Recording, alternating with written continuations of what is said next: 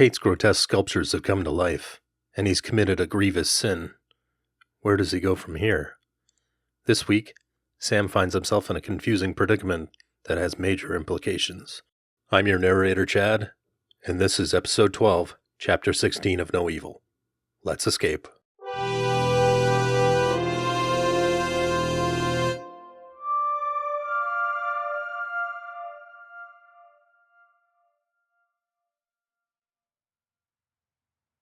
There was blackness all around him. Sam thought of his truck. It might be snowed in. His mind pulsed with thoughts of biting cold and snow. He thought about the parking lot outside his apartment, and how it was never plowed when he left for work. He thought about how some snow always managed to find its way into his boots when he was digging his truck out. He could almost feel the frost building and building between his toes. Slowly, painfully, clarity came back to him. The darkness remained. He could feel the snow all over. He couldn't be dreaming now. The snow was too cold, too real. From the constant hum of passing cars and the scent of noxious exhaust, it was all too real to be a dream. Where the hell am I then? He brought his hands to his chest and felt nothing but his chest hair. He was completely naked, outside, in the snow, in February. He was on his side, and it burned as blood rushed to the surface to fight the cold. Sam rolled from his side and used his hands to prop himself up. His head felt like a helium balloon blowing in the wind, and he struggled to find his equilibrium. On his first step, his leg sank deep into the snow, and he nearly fell over, taking his next. The snow was to his knees, but he struggled through. He took one more long step, and he felt his foot land on a hard surface like concrete. He heard something again, and his heart leapt at the thought of another encounter with the voice. Only this time the sound didn't seem to have intelligence behind it, and it was almost like rushing wind. A tractor-trailer air horn suddenly bellowed out, and Sam threw himself backward, landing in the snow again.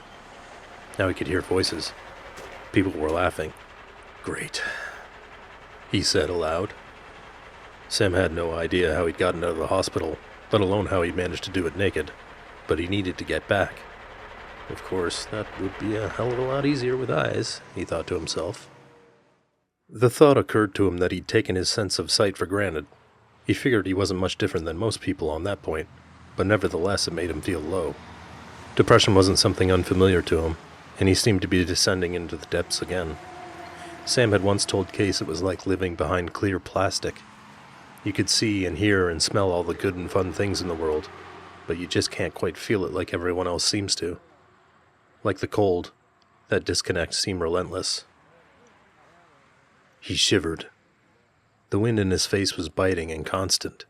The people who'd been laughing seemed far away now. Sam wondered why they wouldn't at least inquire why he'd ventured outside without any pants, especially in the middle of winter. As he thought it, his foot hit the deep snow.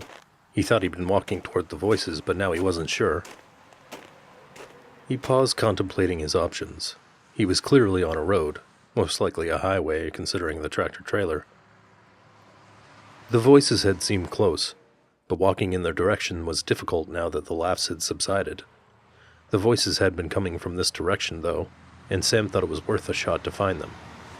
Future Sam could deal with any damage to his frostbitten toes. It was better that than die of hypothermia. He took a few more steps, each one more arduous than the last. He had to lift his knee almost as high as his chest to pull it out from the snow and keep moving forward. Each foot forward was another icy spike into his arches, blades into his toes. Sam moved only a few feet forward when his foot sank into snow as deep as his hip. He tried to pull it out and backtrack to the road, but the ground gave way underneath his foot, and all at once he was sliding. The skin on his back rubbed raw as he slid feet first. The fall lasted just a few seconds, and when he landed at the bottom, the snow piled over him. His ass and back prickled and stung. He felt like he couldn't breathe, and he balled his hands into fists and slammed them into the snow above him. Relief thawed his icy panic when his fist punched through the top of the snow. He could hear the laughs again. "Help me!" He heard the voices subside from laughter and evolve to a murmur. Sam pushed his head up from the snow, stumbled forward, and fell to his knees. His energy was sapped, and this was the only way he could get anywhere. He couldn't feel the cold anymore, and that worried him. He fell to his knees again and put a hand down to push himself back up. Again he felt a hard surface. He heaved himself forward and pushed to his feet. He could feel coarse salt underneath them, and it burned in the scrapes he'd suffered falling down the hill. The voices were close now. Sam felt like he was going to pass out. "Jesus H, man, are you okay?" a voice finally said. Sam was disoriented. He was cold, naked, and terrified. "Can someone Sam struggled to force his thoughts out, but it seemed even his synapses were frozen. His thoughts were all disconnected and rambling. "Case, call, hospital." Here," said another passerby. Sam heard footsteps behind him, and someone wrapped a coat around his shoulders. It was lined with fur, and the warmth was comforting. He wrapped it tightly around himself, and repeatedly clenched his fists to force the cold out. He shuffled from one foot to the other. "Where am I?" he finally said. "Come on, pal, we're going to get you to the hospital," said the first voice. Sam felt hands grab each one of his shoulders and direct him forward. "How the hell'd you wind up all the way out here? And with no clothes?" "Not sure. Was at the hospital." "Holy, nearest hospital's like 6 blocks away. We better get you back there." 6 blocks? I don't remember." Sam trailed off. The last thing he remembered was thinking of snow. And the sound. "Yeah, I definitely heard something again." But just the thought seemed to bring it on again. The garbled electronic wail in his brain echoed one gut-wrenching bleat. The sound was overpowering. His head was screaming. His brain rippled with agony, and he felt like it was ripping himself in half. The garble thumped like 5,000 watts of surround sound inside his cranium. Then he was running. He heard a fading cry of shocked protest from behind him. Wait. But Sam was compelled to run. He drove forward through the wind as if being pushed from behind, and he leaned forward. He was running faster than he could ever remember running before. His bare feet slapped the concrete sidewalk sickly. Sam finally stopped running when the pain in his feet and the crackling gnaw in his head were too much to ignore. The smell of diesel fuel was thick in the air, and the roar of traffic was constant. Sam, gasping, sucked the polluted air into his lungs. He surmised he was under a highway overpass and had fallen over an embankment. He wavered for a moment and almost fell. Then he sat down hard on the sidewalk. The cold concrete under him was salted and wet, and the briny mix soaked the long coat wrapped around him. He crossed his legs and sat like a child at story time. Then he raised his bandaged face towards the sky. The throbbing in his feet was immense, and they felt as if they were fresh meat out of the grinder. Sam brushed the sand and salt off of them. The subwoofer in his head was still pounding away. An oppressive itch swiftly infested his empty sockets. Sam raised his hands to his face and felt the bandages, and tried to ease the itch by adjusting them. He fought the insane urge to tear at the itch, and to dig the charred flesh out of the sockets. He rolled around furiously as he scratched the sides of the bandage. He scraped his fingernails across his temples in an attempt to trick his mind into sating the itch, but it wouldn't be sated. Sam stood again, and felt the sting of salt on the soles of his chewed-up feet. Fed up, he gripped both sides of the bandage and tore it away from his face. The rush of cold air instantaneously took the itch away and made him feel better. The throbbing in his head was nearly gone, and Sam started to chortle. Victory was his. Thank fuck for small victories. He waited to catch his breath. Then he began to walk again. He had no idea where he was going. He just put one foot in front of the other and hoped for the best. To be blind was frightening, and walking on his own was like eating without being able to taste. He could get around technically. The other senses made it possible. But he knew he'd never be able to do it quite as naturally as he used to. He pushed the thoughts of sight away. There was nothing left for sight to return to. Someone or something evil had descended upon him and had taken his eyes. He couldn't understand why this was happening to him. All he could do was move forward. Sam decided to use the concrete edge of the sidewalk as his guide. He reached out with one shark-chum foot and ran it along the curb. Then he would take a couple of steps, and then tap with the bottom of his foot to make sure he wasn't straying from the edge. It even worked pretty well, for about 4 steps, when he almost clobbered himself with a street sign. Sam didn't have to walk far. About 10 steps after the sign, the sidewalk ended, and there was no edge for him to follow. He kept moving forward, hoping he wasn't venturing into the middle of an intersection. Then his outstretched foot hit raised concrete again, and his outstretched hand felt a metal railing. He navigated up the steps using the railing, and when he got to the top he reached out his arms for a door. Then, when he felt a wooden frame, he knocked once. No answer. He knocked again. He waited, but he didn't hear any movement. His mind wouldn't let him question why he'd run. Every time the thought presented itself, his mind would fog, and he'd remember only that he needed to move forward. Sam wrapped the fur-lined coat around him again. It felt like one of those parkas with the rim of puffy, fake fur along the edge of the hood. He shivered. The wind was whipping light grains of snow around. His legs were numb. He couldn't feel his hands either. His face was so frozen it was hot, and whenever he tried to warm it, he could feel prickling pain. Sam could remember being this cold only once before. He was about 7 or 8 years old. Where he grew up, winter was about 2 things: shinny and ice fishing. When there weren't any other kids around to strap on the skates with, Sam used to wander the few streets around his home. He often ventured to the edge of the frozen bay. He'd watch people fish, watch them have a few secret, not-so-secret, drinks, and socialize out on the ice. It was like a small town that sprung up every winter and stayed until the end of February. There were dozens of ice huts out that year. It was particularly frigid through December and January, and the ice was close to 20 inches thick. A local business owner had sponsored a fishing derby, and that accounted for at least half of the ice traffic over that weekend. The regulars usually had semi-permanent huts with small wood stoves and well-stocked coolers. Most of these huts were accompanied by vehicles. 4-wheel drive trucks, cars, 4-wheelers, and snowmobiles ran for kilometers across the bay. Groups of men often gathered outside, and Sam could hear their stories echoing across the ice. They intermingled with the eerie wire-under-tension sound of ice cracking. Apart from the regulars were the nomads. These were the hardy bear men who would sit and face the frigid wind with just a pole and a hole.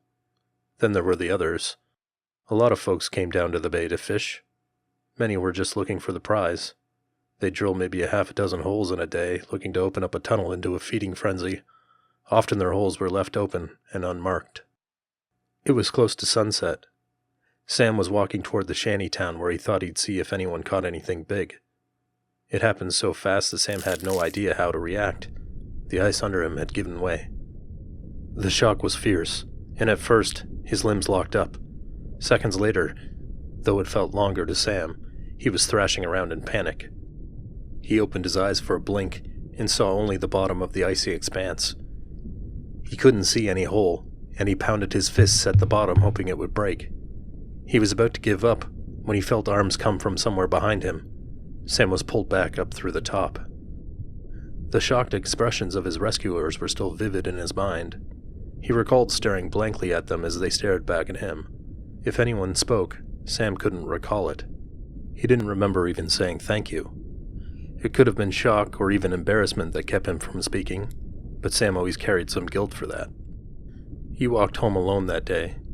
That was the coldest he'd ever been to this point. He felt just as alone and just as confused now. Somehow, he felt just as guilty. At one point, the memory had dissolved into a dream, and Sam felt he would give in and let sleep take him.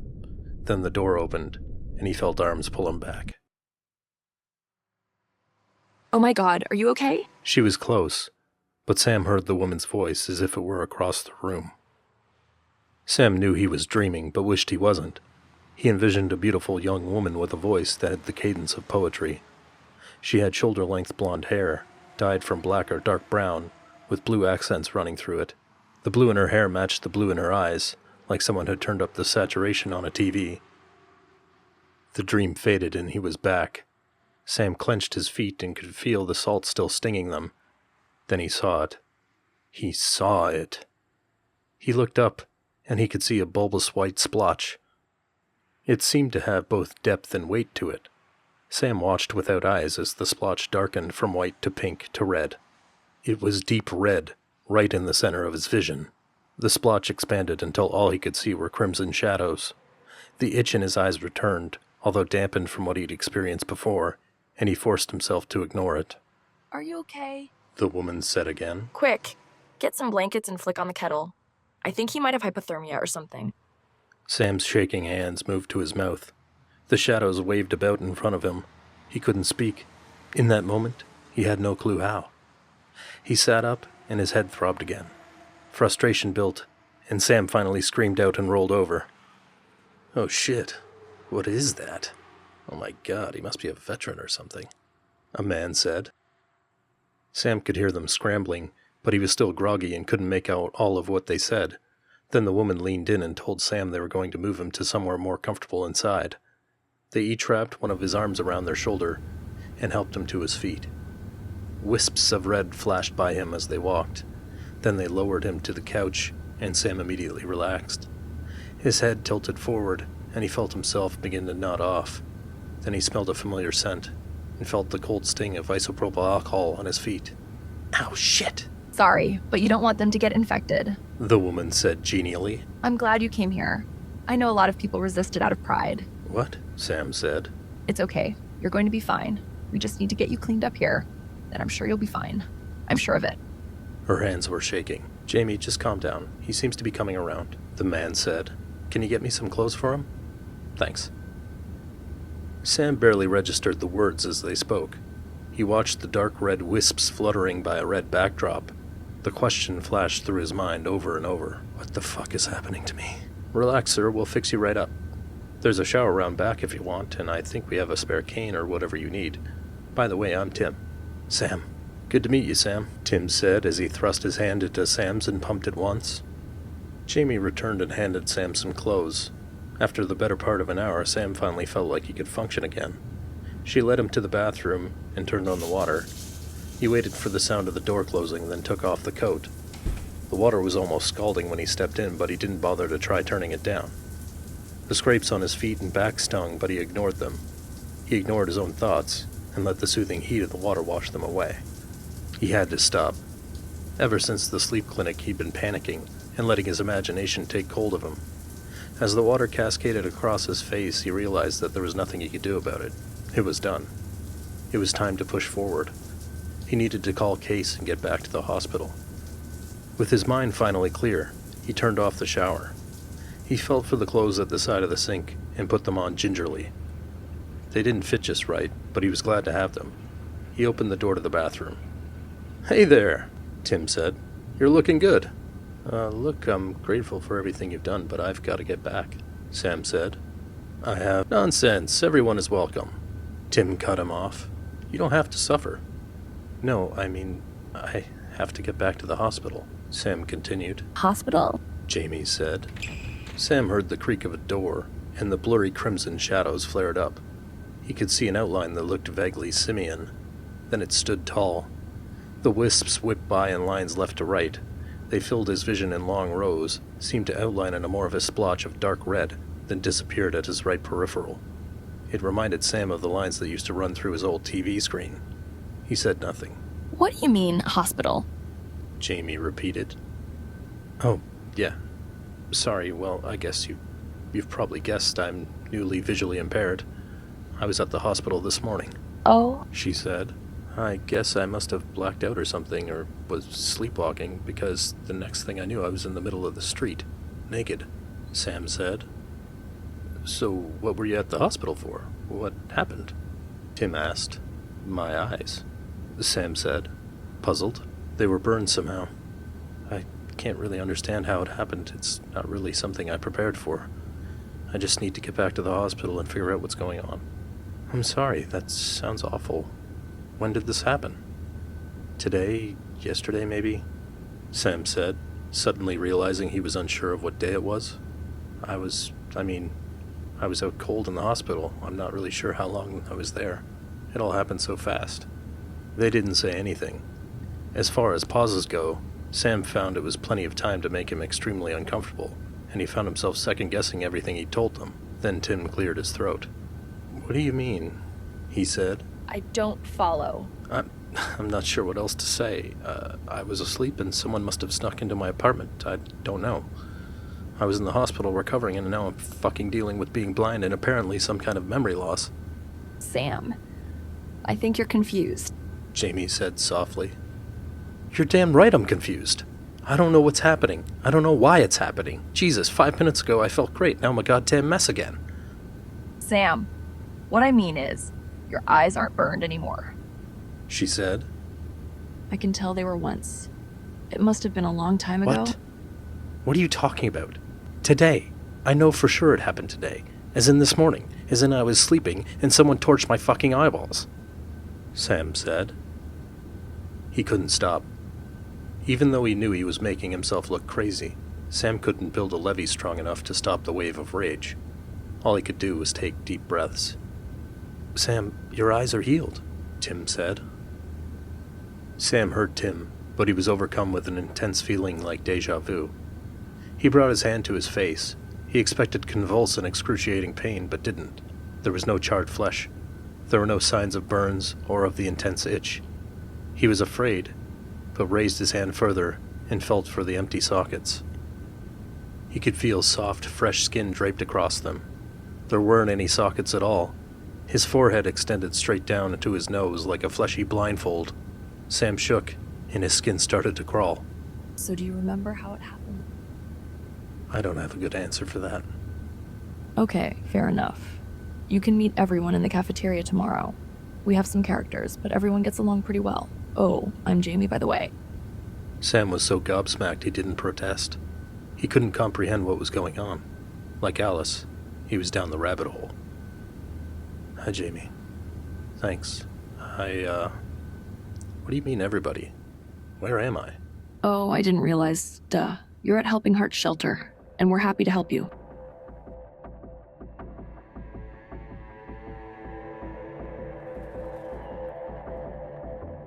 That's all for episode 12, chapter 16 of No Evil. If you're enjoying the podcast, let us know what you think in the comments.